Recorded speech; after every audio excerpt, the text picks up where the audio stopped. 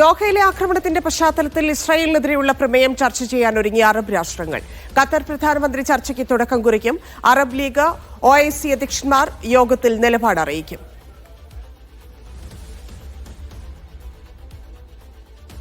Muhammad Abbas ചേരുന്നു. Abbas, ഉച്ചകോടിക്ക് മുന്നോടിയായിട്ടുള്ള പ്രതിനിധി സമ്മേളനം ആരംഭിച്ചിട്ടുണ്ടോ?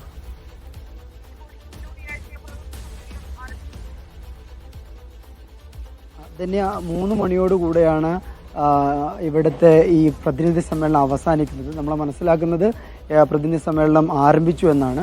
അഥവാ അറബ് വിദേശകാര്യമന്ത്രിമാരുടെ ഉന്നതതലം അറബ് വിദേശകാര്യമന്ത്രിമാരാണ് ഈ പ്രതിനിധി സംഘത്തിലുള്ളത്. അവരാണ് ഈ കരട് പ്രമേയം ചർച്ച ചെയ്യുന്നത്. പ്രധാനമായിട്ടും സെപ്റ്റംബർ 9 ഇസ്രായേൽ ആക്രമണത്തിന് പിന്നാലെ ഉണ്ടായിരുന്ന രാഷ്ട്രീയ സാഹചര്യങ്ങളാണ് ഈ കരട് പ്രമേയത്തിൽ ഉണ്ടാകുക. ഈ പ്രമേയം ഖത്തറാണ് തയ്യാറാക്കിയിട്ടുള്ളത്. അതുമായി ബന്ധപ്പെട്ട വിശദമായ ചർച്ചകളാണ് അറബ് ലോകത്തെ വിദേശകാര്യമന്ത്രിമാർ കാര്യങ്ങൾ ചർച്ച ചെയ്യുന്നത്. ഏതായാലും ആ കരട് പ്രമേയത്തിനകത്ത് എന്താണുള്ളതിൻ്റെ ഉള്ളടക്കം നമുക്കറിയില്ലെങ്കിൽ പോലും ഇസ്രായേലിനെതിരെ അന്താരാഷ്ട്ര തലത്തിൽ ഒരു വലിയ നീക്കത്തിന് സാധ്യതയുണ്ട്. അന്താരാഷ്ട്രത്തിൽ ഒരു ജോയിൻറ്റ് ഡിക്ലറേഷന് അപ്പുറത്തേക്ക് രാഷ്ട്രീയപരമായി സമ്മർദ്ദം ചെലുത്താനുള്ള കൂടുതൽ കാര്യങ്ങൾ ഈ ഒരു കരട് പ്രമേയത്തിൽ ഉണ്ടാകുമെന്ന് കരുതപ്പെടുന്നു. ആ കരട് പ്രമേയത്തിലെ ചർച്ചയാണ് ഇപ്പോൾ നടക്കുന്നത്. അറബ് അന്താരാഷ്ട്ര നേതാക്കൾക്ക് പുറമെ നമ്മൾ അറിയുന്ന പ്രകാരം ഏതാനും സഖ്യരാഷ്ട്രങ്ങളിലെ സുഹൃത്ത് രാഷ്ട്രങ്ങളിലെ പ്രതിനിധികൾ കൂടി ഇതിൻ്റെ ഭാഗമാകുന്നു എന്ന് നമുക്കറിയാൻ പറ്റുന്നുണ്ട്. ഇക്കാര്യത്തിൽ സ്ഥിരീകരണമില്ല.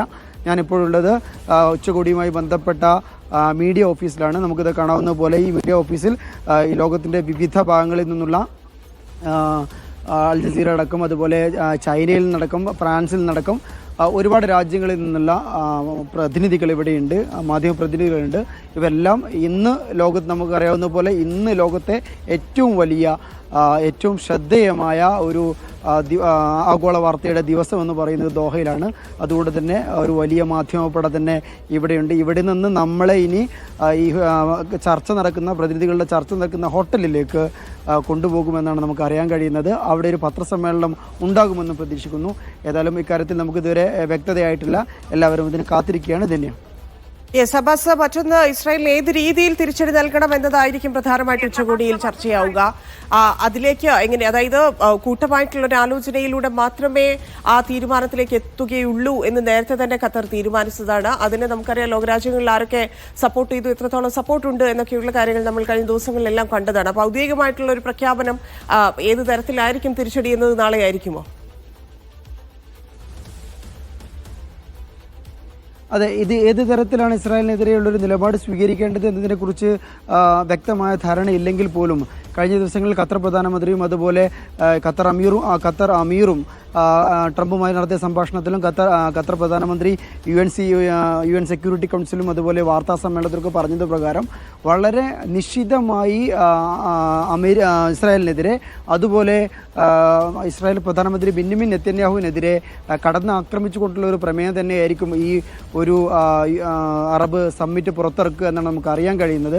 ഏതായാലും ഖത്തറിൻ്റെ നിലപാട് വ്യക്തമാണ്. ബെന്യാമിൻ നെതന്യാഹുവിൻ്റെ ഒരു ഭ്രാന്തമായ സമീപനത്തിലൂടെ കൂസലില്ലാതെ ഭീകരപ്രവർത്തനം നടത്തുന്ന ആൾ എന്നാണ് ബെന്യാമിൻ നെതന്യാഹുവിനെ കഴിഞ്ഞ വാർത്താ സമ്മേളനത്തിലും അതുപോലെ UN സഭയിലും ഒക്കെ സംസാരിക്കുമ്പോൾ ഖത്തർ പ്രധാനമന്ത്രി വിശേഷിപ്പിച്ചിരുന്നത്. അതുകൊണ്ട് തന്നെ നെതന്യാഹുവിനെ അന്താരാഷ്ട്ര കോടതിക്ക് മുന്നിൽ കൊണ്ടുവരാനും അതുപോലെ ഇസ്രായേലിനെതിരെ ജൂതരാഷ്ട്രത്തിൻ്റെ നീക്കങ്ങൾക്കെതിരെ അന്താരാഷ്ട്ര തലത്തിലുള്ള ഓർഗനൈസേഷനുകളുമായി തന്ത്രം ചെലുത്താനുമുള്ള നടപടികൾ ഈ അറബ് രാഷ്ട്രങ്ങളുടെ പ്രതിനിധികൾ നടത്തും. ഇത് ഒറ്റക്കെട്ടായി നടത്തുമെന്ന് തന്നെ നമുക്കറിയാൻ പറ്റുന്നത്. ഇന്ന് വളരെ പ്രധാനപ്പെട്ടത് അൽ ജസീറ റിപ്പോർട്ട് ചെയ്യുന്ന പ്രകാരം ഇറാൻ്റെ പരമോന്നത നേതാവിൻ്റെ വക്താവ് ഇക്കാര്യത്തിൽ ഒരു പ്രതികരണം നടത്തിയിട്ടുണ്ട്. അഥവാ ഫ്രൂട്ട്ഫുള്ളായിട്ടുള്ള ഡിസ്കഷനുകൾ ഉണ്ടാവണം.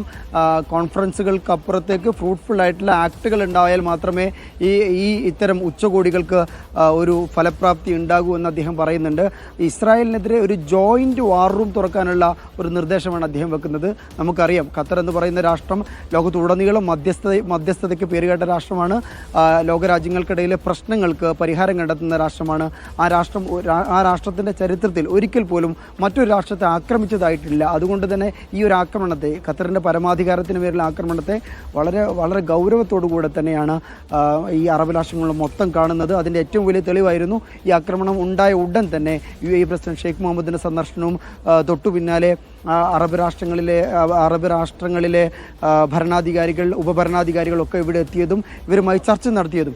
നമുക്ക് എടുത്തു പറയേണ്ട കാര്യം, അറബ് രാഷ്ട്രങ്ങളും അതുപോലെ ഇസ്ലാമിക രാഷ്ട്രങ്ങളും മാത്രമല്ല, യൂറോപ്യൻ യൂണിയൻ, അതുപോലെ മറ്റ് ആഫ്രിക്കൻ രാജ്യങ്ങൾ, ഇവിടങ്ങളിൽ നിന്നൊക്കെയുള്ള ഉന്നത തല പ്രതിനിധി സംഘം ഖത്തർ അമീറുമായി കൂടിക്കാഴ്ച നടത്തുകയും ഈ അവരുടെ രാജ്യത്തിൻ്റെ ഐക്യദാർഢ്യം, ഖത്തറിനുള്ള ഐക്യദാർഢ്യം അറിയിക്കുകയും ചെയ്തു എന്നുള്ളതാണ്. അന്താരാഷ്ട്ര തലത്തിൽ തന്നെ ഇസ്രായേൽ നിലവിൽ ഒറ്റപ്പെട്ടു നിൽക്കുന്ന ഒരു സാഹചര്യമാണ് ഇതിലുള്ളത്. ഇക്കാര്യത്തിൽ ഒരു തരത്തിലും ന്യായീകരിക്കാൻ കഴിയാത്ത ഒരു അറ്റാക്കായിരുന്നു ദോഹയിലേത് എന്നതിൽ ലോകത്തിന് തന്നെ തർക്കമില്ല, ആർക്കും തർക്കമില്ല.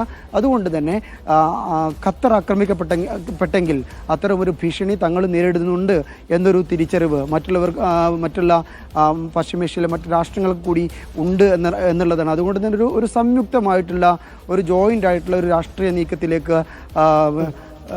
ഈ അറബ് മേഖലയിലെ രാഷ്ട്രങ്ങൾ, അതുപോലെ GCC രാഷ്ട്രങ്ങൾ പോയാലും അത്ഭുതപ്പെടേണ്ടതില്ല തന്നെയാണ്. യെസ്, ഇന്നിപ്പോൾ നടക്കുന്ന ഈ വിദേശകാര്യ മന്ത്രിമാർക്കപ്പുറത്തേക്ക് ഏതൊക്കെ പ്രധാനപ്പെട്ട നേതാക്കളാണ് ചർച്ചയിലുള്ളത്? ഇന്ന് പ്രധാനമായും വിദേശകാര്യമന്ത്രിമാരുടെ ചർച്ചയാണ് നടക്കുന്നത്. അഥവാ ഒരു കരട് പ്രമേയം, ഇസ്രായേലിനെതിരെയുള്ള കരട് പ്രമേയം തയ്യാറാക്കുന്നു. നമുക്കിവിടെ കാണാവുന്ന പോലെ തന്നെ ഈ ഒരു സമ്മിറ്റിൻ്റെ പേര് തന്നെ വെച്ചിട്ടുള്ളത്, നമുക്ക് അവിടെ നോക്കിയാൽ, ഇതിലെ ബാക്കിൽ നോക്കി നമുക്ക് കാണാം, emergency Arab Islamic summit to address the Israeli attack on the state of the Qatar. കൃത്യമായത് പറഞ്ഞിട്ടുണ്ട്. അതുകൊണ്ട് തന്നെ ഈ ഒരു വിഷയത്തിൽ ഇസ്രായേലിനെതിരെയാണ് ഇവിടെ ഒരു പ്രമേയം അവതരിപ്പിക്കപ്പെടുക എന്നൊരു തർക്കമില്ല. അതാണ് വിഷയം ചർച്ച ചെയ്യുന്നത്. ഇക്കാര്യത്തിൽ ഇത് അറബ് വിദേശകാര്യമന്ത്രിമാരാണ് ഈ ചർച്ചയുടെ ഭാഗമാകുന്നത്. അതോടുകൂടെ അറബ് ലീഗിൻ്റെ സെക്രട്ടറി ജനറലുണ്ട്, അതുപോലെ ഓർഗനൈസേഷൻ ഓഫ് ഇസ്ലാമിക് OICയുടെ സെക്രട്ടറി ജനറലുണ്ട്. ഇങ്ങനെ വളരെ പ്രധാനപ്പെട്ട അറബ് കൂട്ടായ്മകളുടെ നേതൃത്വം കൂടി ഈ ചർച്ചയുടെ ഭാഗമാകുന്നുണ്ട് എന്നാണ് നമുക്കറിയാൻ കഴിഞ്ഞത്. അതാണ് നേരത്തെ നമുക്ക് കിട്ടിയൊരു പത്രക്കുറിപ്പിലും ഉണ്ടായിരുന്നത്. ശരി.